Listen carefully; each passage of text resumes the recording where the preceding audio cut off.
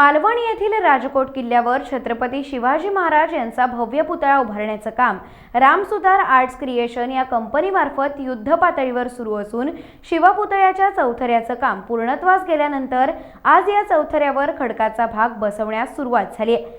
यावेळी छत्रपती शिवरायांच्या जयघोषात अनिल सुतार यांनी चौथऱ्याची विधिवत पूजा केल्यानंतर पुतळा उभारण्याच्या कामास प्रत्यक्ष प्रारंभ करण्यात आला। पुतळ्यामध्ये छत्रपती शिवाजी महाराज खडकावर उभे असल्याचे दाखवण्यात आले असून याच खडकाचे भाग सर्वप्रथम चौथऱ्यावर क्रेनच्या सहाय्याने ठेवण्यात आले।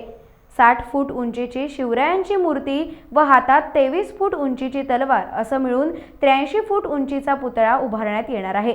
शिवरायांचा उभा स्थितीतला हा सर्वात उंच पुतळा असेल। 15 एप्रिलपर्यंत हे काम पूर्ण करण्याचा आमचा मानस आहे, असंही यावेळी शिल्पकार अनिल सुतार यांनी सांगितलं।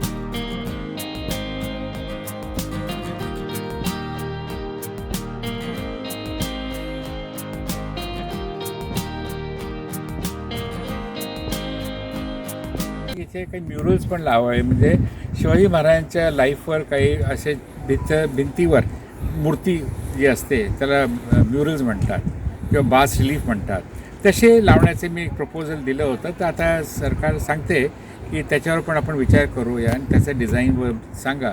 तर हा पुढचा जो भाग आहे, हा जो दिसतोय समुद्र इकडचा, तर तिथे आपल्याला 6 म्युरल लावता येतील। त्याच्यामध्ये शिवाजी महाराजांबद्दल जे काही इम्पॉर्टंट दृश्य आहेत, प्रसंग आहेत, ते आपल्याला तिथे दर्शवता येतील।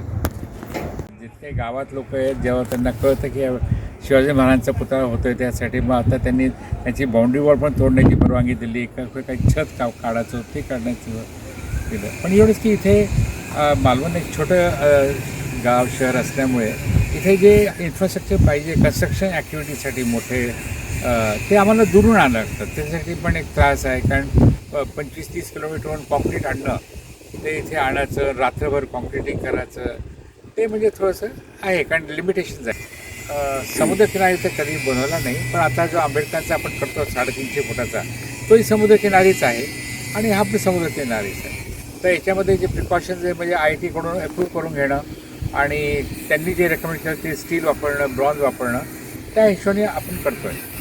कॉन्ट्रॅक्ट मिळतं 21 कोटीचा मिळालेला आहे। आता त्याच्यानंतर बरंचसं म्हणजे एक्स्ट्रा खर्च झाला आहे। एक तर IIT-ने जे सांगितलं की याच्यामध्ये SS304 न वापरता याच्यात जे ड्युप्लेक्स वापरलेलं आहे, त्याचा बराच दुप्पटीचा खर्च आहे।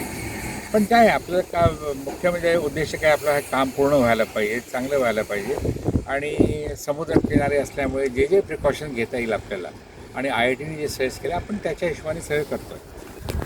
तर गल्ल्यातून मोठे पार्ट्स येऊ नव्हते शकत। आता पुढचे जे पार्ट्स आहे आम्ही ते छोटे करून आणतो, म्हणजे एकाच ट्रकमध्ये ते येऊ शकते। साधारण 20 फुटाचा पार्ट करून आणणार। पूर्वी कसं आमच्या 40-40 फुटाची ट्रेलरवरच सामान यायचं, पण इथे जर थोड्या अडचणी रोडमुळे आले आणि जे आहे इन्फ्रास्ट्रक्चर इथे, पण होईल।